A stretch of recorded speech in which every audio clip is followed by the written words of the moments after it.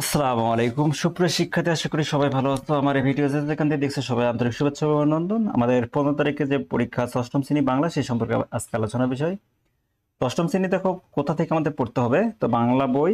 তো বাংলা বই আমাদের পড়তে হবে পাঠ্যপুস্তকের শুরু থেকে 102 পৃষ্ঠা পর্যন্ত, অর্থাৎ 102 পৃষ্ঠা পর্যন্ত পড়লে আমাদের যে প্রজেক্টগুলো সাজাবে সেখান থেকে আমরা সুন্দরভাবে পরীক্ষায় উত্তর দিতে পারবো। তো আমাদের আজকে ক্লাসের উদ্দেশ্য হচ্ছে তোমাদের কোন বিষয়গুলো ইম্পর্টেন্ট সেই বিষয়গুলো আমাদের তোমাদেরকে জানানো। হ্যাঁ, সেই মোতাবেক তোমরা পড়াশোনা করবে বাড়িতে, এবং পরীক্ষায় ভালো রেজাল্ট করবে, সেটা সবার জন্য দোয়া এবং কামনা থাকবে আমার বা আমার পক্ষ থেকে আমাদের। হ্যাঁ, তো এখানে দেখো সূচিপত্রতে যদি আমরা তাকাই, তাহলে এখানে আমাদের 102 পৃষ্ঠা পর্যন্ত কোন কোন কোন বিষয়গুলো আছে। তো এখানে 14 অধ্যায় পর্যন্ত আমাদের 102 পৃষ্ঠা পর্যন্ত বিদ্যমান।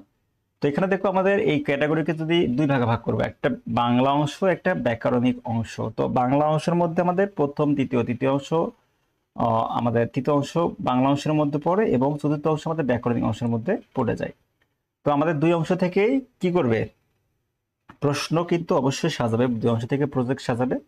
তো এই দুই অংশের মধ্যে আমাদের যে প্রমিত কথাগুলো আমাদের তোমাদের পাঠ্য বই ভিতরে তোমরা পড়বা, তো এই অধ্যায়ের মধ্যে কোন কোন অংশগুলো আমার কাছে বেশি ইম্পর্টেন্ট মনে হচ্ছে সেই বিষয়গুলো আমাদের দেখতে হবে। তো এখানে দেখো শব্দের উচ্চারণ, লিখিত ভাষা, এখানে যে কথাগুলো বলা আছে, হ্যাঁ এই কথাগুলো বলা আছে, এই কথাগুলো থেকে আমাদের কি করতে পারে, এই কথাগুলো থেকে আমাদের কি করতে পারে, প্রজেক্ট সাজানো হতে পারে। এবং ওই প্রজেক্টের মধ্য থেকে বলতে পারে যে ওখান থেকে যে আমরা যে আমাদের সপ্তম শ্রেণী এবং ষষ্ঠ শ্রেণীতে যে বাংলা পরীক্ষা হয়েছে, সেই ধারাবাহিক সেই ক্যাটাগরি মোতাবেক যদি আমি প্রশ্নের ক্যাটাগরিটা চিন্তা করি, তাহলে সেখান থেকে যে প্রজেক্টটা তোমাদেরকে দেওয়া হবে, সেই প্রজেক্ট থেকে হয়তো বলতে পারে যে লিখিত ভাষা প্রমিত রীতি, অর্থাৎ তোমার যে প্রমিত ভাষা, আমরা যে বই পুস্তকের ভাষায় কথা বলি সেটা হলো প্রমিত রীতি। এবং প্রমিত রীতি যদি তুমি বইয়ে তোমার সুন্দরভাবে লেখা আছে যে প্রমিত রীতি কি, সে বিষয়ে তোমাদের ধারণা থাকতে হবে। তারপর প্রায়োগিক লেখা, প্রায়োগিক লেখা শব্দটা কোথায় কোন ধরনের লেখা লিখতে হবে, আমন্ত্রণপত্র, নিমন্ত্রণপত্র, বন্ধু, তারপর এই শিক্ষককে দরখাস্ত কোনো একটা বিষয়ের উপর, সেটা আমাদের লিখতে হবে। তারপর এখানে বলছে যে দেখো বিবরণমূলক লেখা, বিবরণমূলক লেখাগুলো জেনে নেবা, বঙ্গবন্ধু সম্পর্কে ভাষণ দেওয়া আছে আমাদের খুব বেশি ইম্পর্টেন্ট। তারপর আমাদের রবীন্দ্রনাথ সম্পর্কে লেখা আছে। তো এই বিষয়গুলো আমাদের জানতে হবে, তথ্যমূলক, এই তো তথ্যমূলক বিশ্লেষণমূলক যে বিষয়গুলো কি একটা একটা করে আমাদের জানতে হবে।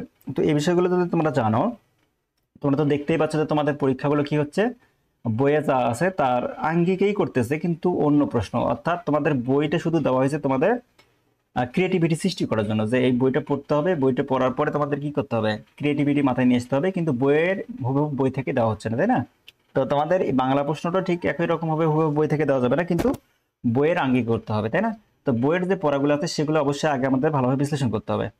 তারপর দেখো এই বিষয়গুলো তোমরা ভালো করে আমাদের তৃতীয় যে অধ্যায়টা আছে, এখানে বাংলা যে বিষয়টা আছে সেটা বিষয়টা অবশ্যই ভালো করে পড়বা।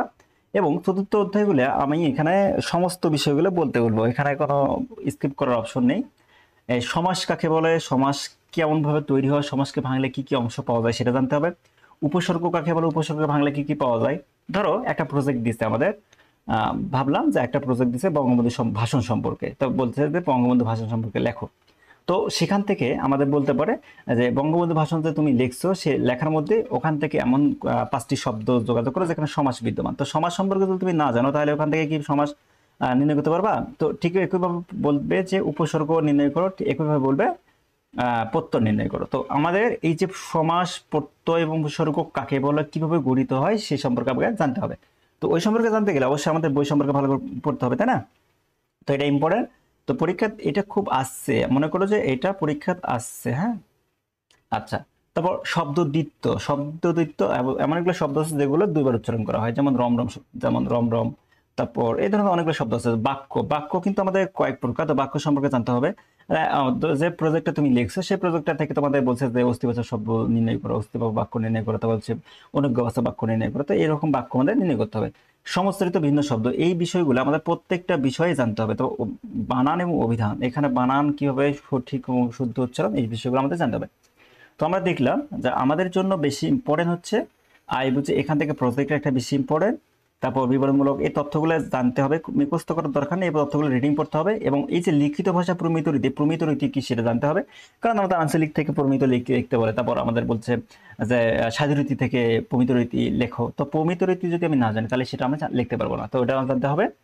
এবং এখানে দেখো উপসর্গ সমাস এবং প্রত্যয়, এটা বেশি ইম্পর্টেন্ট, এটা পড়তে হবে প্রত্যেকটা বিষয় একদম পাই টু পাই বলতে আমি যেটা বোঝাই, অর্থাৎ সুন্দরভাবে পুঙ্খানুপুঙ্খানুভাবে পড়তে হবে এই তিনটা বিষয়। তারপর এখানে সমস্ত ভিন্ন শব্দ, এখানে এই যে শব্দ দ্বিত্ব মধ্যে সবচেয়ে বেশি ইম্পর্টেন্স হচ্ছে বাক্য। তো বাক্য থেকে আমাদের প্রজেক্টের অংশ একটা হতে পারে। তারপর তোমরা অবশ্যই এখানে কিভাবে একজন ব্যক্তির সাথে আরেকজন ব্যক্তি যোগাযোগ করবা, কিভাবে যোগাযোগ উপাদানগুলো কি কি হতে পারে।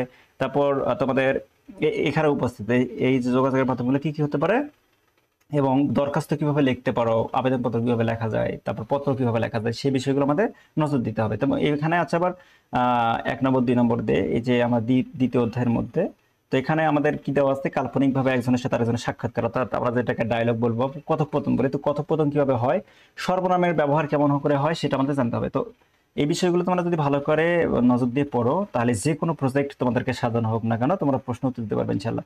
তো সবার সুস্বাস্থ্য কামনা করে এখানে শেষ করছি। খোদা হাফেজ।